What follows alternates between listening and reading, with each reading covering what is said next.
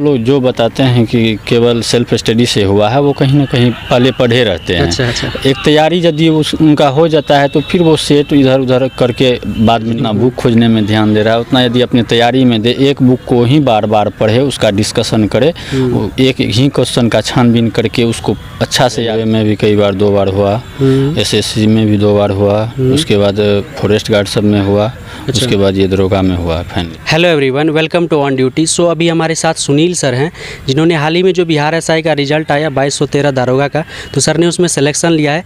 और आज सर जहां से पढ़ाई किए थे अपने लोकल इंस्टीट्यूट में, तो वहीं पर आए थे। आज इनका सम्मान समारोह था, हम वही आ गए हैं इनसे बात करने के लिए। हालांकि हम क्लासरूम से वीडियो नहीं ला रहे हैं, लेकिन इसके बावजूद चलिए सर से बातें करते हैं और जानते हैं कि एक सुदूर ग्रामीण एरिया से होते हुए भी किस तरह से इन्होंने पढ़ाई की, कैसी जर्नी रही इनकी, क्या स्ट्रेटजी अपनाया इन्होंने अपने पढ़ाई के दौरान।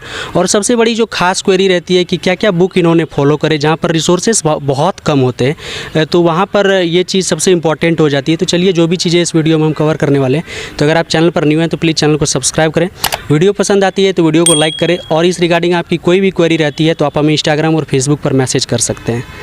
सर कॉन्ग्रेचुलेसन्स कि आपका फाइनली सिलेक्शन हो गया। थैंक्स। सबसे पहले आप अपने एजुकेशनल बैकग्राउंड के बारे में थोड़ा सा बताइए। देखिए, मैंने ग्रेजुएशन BN मंडल यूनिवर्सिटी मधेपुरा से किया हूँ, और उसके बाद उससे पहले मैं इंटरमीडिएट से ही कंपटीशन के क्षेत्र में हूँ। पहले रेलवे SSC का एग्ज़ाम दिया करता था, उसके बाद मैंने ग्रेजुएशन करने के बाद दरोगा का प्रिपरेशन किया। ग्रेजुएशन के बाद आपने दरोगा का प्रिपरेशन स्टार्ट किया, लेकिन उससे पहले आप SSC रेलवे किया करते थे। SSC रेलवे में आपने कोई अटैम्प्ट दिया था या फिर आपका कोई एग्ज़ाम निकला हो? कई अटैम्प्ट दिया था उससे पहले मेरा रेलवे में भी कई बार 2 बार हुआ, SSC में भी 2 बार हुआ, उसके बाद फॉरेस्ट गार्ड सब में हुआ, उसके बाद ये दरोगा में हुआ फाइनली। अच्छा, उसमें मेरिट नहीं बन पाया था? मेरिट तक नहीं जा पाए, कभी एक एग्ज़ाम में, कभी 2 एग्ज़ाम में, कभी मेरिट तक जाके रहता था। अच्छा, तो आप इसके लिए बिहार SI के लिए 2446 में भी अपीयर हुए थे या फिर ये आपका 2213 फर्स्ट अटैम्प्ट? ये मेरा पहला अटैम्प्ट था। अच्छा, तो फिर आपका ग्रेजुएशन कब हुआ था? ग्रेजुएशन 2020 में हुआ, और मई में हुआ था, और अगस्त में ये फॉर्म आया था। अच्छा। तो भरे और फाइनली सिलेक्शन भी हुआ। अच्छा, कहीं ना कहीं ये जो आजकल सबसे बड़ी प्रॉब्लम रहती है कि आप जब सुदूर ग्रामीण एरिया से हो तो सबसे बड़ी दिक्कत आ जाती है कि आपके पास बहुत कम रिसोर्सेस होते हैं। अब आपकी जर्नी कैसी रही, क्योंकि आप यहाँ आए थे अगर लोकल इंस्टीट्यूट में, यहाँ के अपने गांव के इंस्टीट्यूट में, तो आप वाजिब सी बात है कि आप बाहर नहीं गए पढ़ने के लिए, यहीं से पढ़ाई किए जो आपके लोकल गुरुजी थे उन्हीं से। तो आपकी जर्नी कैसी रही? इंटरेस्टिंग तो है, ये तो सभी को पता है, लेकिन अगर आपने इस दौरान कोई संघर्ष किया हो, क्या खास रहा आपके इस संघर्ष में, अगर थोड़ा सा बताना चाहें हमारे एस्पिरेंट्स को, जिससे कि थोड़ा सा भी इंस्पिरेशन मिले तो प्लीज़। देखिए, कठिनाई तो बहुत होती है, अब जॉब लेना बहुत हार्ड हो गया है, फिर भी यदि पढ़ा जाए सही तौर तरीके से, वैसे रिसोर्सेज की अब कहीं कमी नहीं रही है। हर जगह बुक उपलब्ध हो जाते हैं, ऑनलाइन ऑफलाइन हर जगह बुक उपलब्ध है, तो उतना परेशानी नहीं हुआ। फिर भी कोचिंग और ऑफलाइन तो करना ज़रूरी हो जाता है तैयारी के दौरान। हाँ, यदि आपका बेसिक मजबूत रहे तो फिर अपने से हो सकता है, लेकिन एकाएक अपने से नहीं हो सकता है। अच्छा। आपको कॉन्सेप्ट क्लियर करना पड़ेगा, सिलेबस पूरा पढ़ना ही पड़ेगा, उसके बाद जो है फिर अपने प्रिपरेशन से भी हो सकता है। अच्छा, उसके तो आपके अनुसार कोचिंग ज़रूरी है शुरू में लेना कॉन्सेप्ट के लिए? बहुत ज़रूरी है, कोचिंग बहुत ज़रूरी है लेना। अच्छा, कई लोग बोलते हैं कि सेल्फ स्टडी से कर लिए या फिर ऐसा कुछ, तो आपको क्या लगता है कि मतलब इसके लिए ज़रूरी है? हाँ, हो सकता है सेल्फ स्टडी से, ऐसा मैं भी मानता हूँ, इससे पहले भी बहुत सारे टॉपर्स के इंटरव्यू किए, लेकिन आपका क्या मानना है कि अगर आप श्योर शॉट जाना चाह रहे हो तो कॉन्सेप्ट के लिए आप कोचिंग लें? हाँ, लेना पड़ेगा। अच्छा। देखिए, वो लोग जो बताते हैं कि केवल सेल्फ स्टडी से हुआ है, वो कहीं ना कहीं पहले पढ़े रहते हैं। अच्छा। एक तैयारी यदि उनका हो जाता है तो फिर वो सेट इधर उधर करके बाद में निकलते हैं, उसका चरम सीमा पे जब पहुंच जाता है तब निकलते हैं, लेकिन कहीं ना कहीं वो किसी न किसी क्षेत्र में पढ़े रहते हैं। जैसे बहुत सारा विद्यार्थी है, अभी BPSC का कहीं कोचिंग लिया है, पढ़ा है, SI में भर दिया तो उनका हो गया, तो वो तो BPSC के लिए पढ़ा था, दरोगा के लिए नहीं पढ़ा, लेकिन वो दरोगा के लिए बोलता है कि सेल्फ स्टडी से हो गया, लेकिन वो बेसिक क्लियर करता है पहले, इसके बाद ही सेल्फ स्टडी काम आता है। अच्छा, आपने कोचिंग तो ली थी, लेकिन आपने कोचिंग लेने के अलावा क्या खास स्ट्रेटजी अपनाई? क्योंकि सीट बहुत कम थे 2213, और इसमें कहीं ना कहीं रास्ते से और भीड़ से अलग हटकर तैयारी करनी पड़ती है। आपने क्या तरीका अपनाया, क्या आपकी स्ट्रेटजी रही इस दौरान? देखिए, स्ट्रेटजी कोई खास नहीं होती है, लेकिन थोड़ा हटके करना पड़ता है। जैसे क्लास तो किया हूँ, उसके बाद जो है मैं सेल्फ स्टडी करने के दौरान जो है सेट बनाना, सेट का पूरा डिस्कशन करना, ये सब काम पूरा बारीकी से किया और पूरा मेहनत से किया। यदि कोई विद्यार्थी 60-70% भी इफेक्ट लगाता है पूरा अपना जान जी से, तो उसका सिलेक्शन होगा। अच्छा, तो आपने सेट प्रैक्टिस पे ज़्यादा ध्यान दिया था। अच्छा, लेकिन सेट प्रैक्टिस से के अलावा उसके डिस्कशन पे ज़्यादा तौर से अच्छा। हाँ, डिस्कशन मैंने रखता है। अच्छा, सेट जो आपने लगाया था इसके लिए आपने कहीं से ऑनलाइन सेट ली थी या फिर आप जहां अभी सर से पढ़ रहे थे? ऑफलाइन सेट सब बाज़ार में जो मिलता है उसी को बनाना, उसका फिर रिवीजन करना बढ़िया तौर तरीके से। नेम रिवील करना चाहें सेट का कौन सा? बहुत सारा है, जैसे आप कोई भी सेट ले उसका डिस्कशन उसमें रहना चाहिए। जैसे थोड़ा ज़्यादा डिस्कशन हो और थोड़ा उसका कंटेंट अच्छा हो तो वो सेट चल सकता है। अच्छा, तो जैसे मार्केट में बहुत सारी एडुटेरिया प्लेटफॉर्म ये वो बहुत सारी, तो हाँ, आपने इसमें सबसे ज़्यादा किसको सबसे पहला प्रेफरेंस दिया था कि ये सबसे ज़्यादा हमें करने हैं?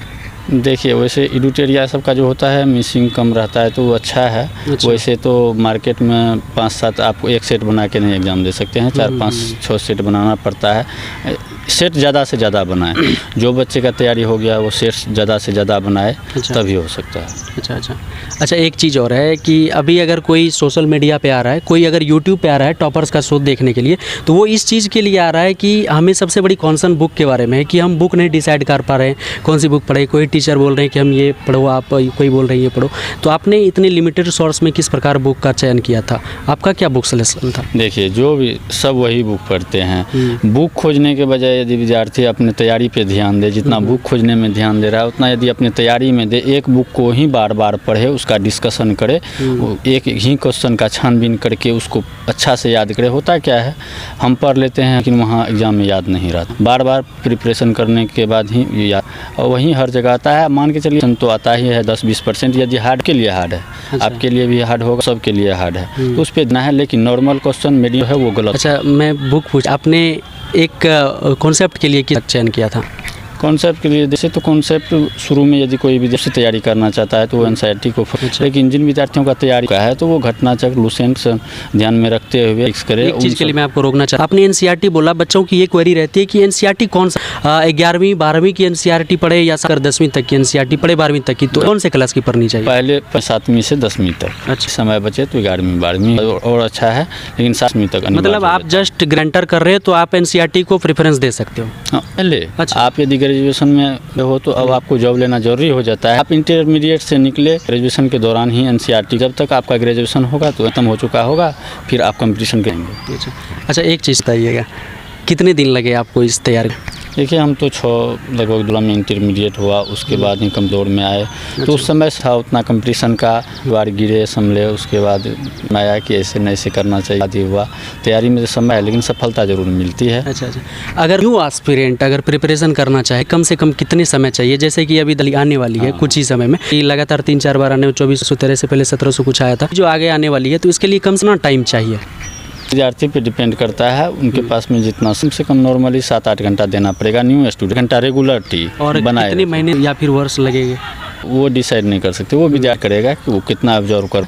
टाइमली है कि 7-8 पढ़ना ही चाहिए। यदि आप कंपटीशन के लिए हो कि लाखों लाख फॉर्म भरता है, सिलेक्शन हज़ारों का होता है, 1000-2000 का साथ, उस पर मेहनत तो करना पड़ेगा। अब जो नए स्टूडेंट है वो पुराने स्टूडेंट मात देने के लिए तो उनको अच्छा, एक चीज़ और इसमें जो क्वेरी रहती है कि आप फिज़िकल के लिए इसमें उतरते हो। इस बार जैसा था कि मेंस में बहुत कम टाइम दिया गया था, तो फिज़िकल के लिए आपकी क्या चाहिए कि फ़िज़िकल में पहले से प्री में उतर जाना चाहिए या फिर मेंस के बाद उतरना चाहिए या करना चाहिए? देखिए, हम लोगों को तो फिजिकल में प्रॉब्लम नहीं हुआ, पहले से फिजिकल कर चुके थे, इन फिजिकल करते थे। लेकिन हम बताना चाहेंगे कि जो स्टूडेंट हैं या फिजिकल नहीं करते हैं, फिजिकल करने से आपके स्वास्थ्य भी अच्छा रहे। उसका बाद है जिम्स आपका निकल जाता है, तो फिजिकल हम 2 घंटा समय दीजिए, उसके कीजिए, स्वास्थ्य भी अच्छा रहेगा। उसके बाद होता क्या है, बहुत अब की बार सारे मित्र जो हैं फिजिकल में फेल हो गए। 10,000 लड़कों में से केवल 3 पास हो चुका है फिजिकल में। हाँ, फिजिकल जरूरी हो जाता है। यदि आपका मिलेगा फिजिकल में कम टाइम हो पाएगा तो आपको ज़्यादा सामना करना पड़ेगा। अच्छा, चलिए सा कम्युनिटी पोस्ट में जो हम अपना करते हैं कि आपको अगर कोई दिक्कत हो तो आप बताएं। तो क्वेश्चन जो आ रहे हैं मैं आप फाइंड आउट करके आपको बता रहा हूँ कि पहला क्वेश्चन ये आ रहा है कि फेयर्स के लिए क्या करें के लिए कोई बुक फॉलो करें या यूट्यूब चैनल फॉलो करें? देखिए, कोडिंग या और बहुत सारे के अकॉर्डिंग अभी जो वो सर यूट्यूब पे उसे उसको फॉलो किया जाए तो बहुत अच्छा है। 1 घंटा ही किया जाए, थोड़ा जो विद्यार्थी जिनका तैयारी हो थोड़ा स्पीड बढ़ा के भी कर सकते हैं। उसके बाद एडिटोरिया या वो जो आता है उसका पूरा कवर करंट अफेयर्स उतना नहीं लगता है, हो अगर मैं सिर्फ एडिटोरिया और करंट करे तो हो जाएगा क्लास करने हाँ, एक ही दोनों में से केवल एक या यदि कोई विद्यार्थी प्रत्येक दिन वो करे है तो उनका और सारा जीके मजबूत होगा। अच्छा। जैसे अभी करते हैं तो उसमें बहुत सारा जीके पोर्शन स्टैटिक क्लियर होगा, उसके बाद वार्षिक अंक ले लें या एसपीडी का ले लें, करते रहे तो हो जाएगा। चलिए, और एक है कि मेंस में जहाँ तक और रीजनिंग की बात होती है, में ज़्यादा नहीं होता है, ये सभी को पता है। कौन से एक स्टैंडर्ड बुक को फॉलो कर दिया तो हो जाएगा? देखिए उसके नॉर्मली कोई बुक नहीं, आपको हर चैप्टर पढ़ना, आपको उसमें चैप्टर डिसाइड नहीं है कि किस सवाल दिया जाएगा। मैट्रिक से ज़्यादा रहता है, चांस पे भी चले जाता है, लेकिन रहता है क्वेश्चन। यदि विद्यार्थी इनका भी तैयारी करे, क्योंकि ये कम दौर है, कोई ज़रूरी नहीं है कि दरोगा का ही निकले, और सारा एग्जाम भी है उसमें भी, तो मैथ रीजनिंग पढ़ना जरूरी हो जाता है। अभी 25 निकल रहा है, कल 30 ही, तो फिर विद्यार्थी को परेशानी हो जाएगी ना, सब चीज़ को जरूरी। ओके, थोड़ा सा अब सवाल मेडिकल से ले लेते हैं। कल पे हालांकि एक स्पेशल वीडियो हम बना चुके हैं, इसके बावजूद सर आपसे ये पूछना चाह रहे हैं कि मेडिकल में सवाल रहती है स्टूडेंट की और क्वेरी रहती है कि कटलेस को लेके क्या हो सकता है, बता देना चाहते हैं आपके चैनल के लिए। यदि हमारे किसी मित्रों का मेंस है, यानी पूरा फिजिकल मेंस निकल गया, तो समझिए नौकरी पक्की है, मेडिकल छटने का चांस नहीं है। वो अंधा भी है तो भी हाँ चलेगा, अंधा भी है तो मेडिकल में कोई दिक्कत नहीं। यदि कोई भी तो वो दौड़ नहीं पाएगा।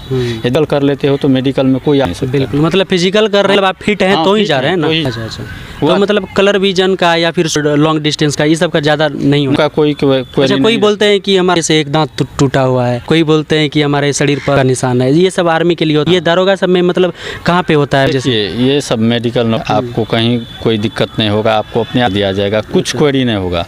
कि हमारे मित्र जितने भी हैं वो ध्यान दे पेरेंट्स की तैयारी पर और फिजिकल की पीटी को साथ में लेते हुए। टोटली कहने का अर्थ है कि मेडिकल के लिए नो टेंशन, नो टेंशन, आप कुछ होंगे। चलिए, ओके सर, थैंक यू।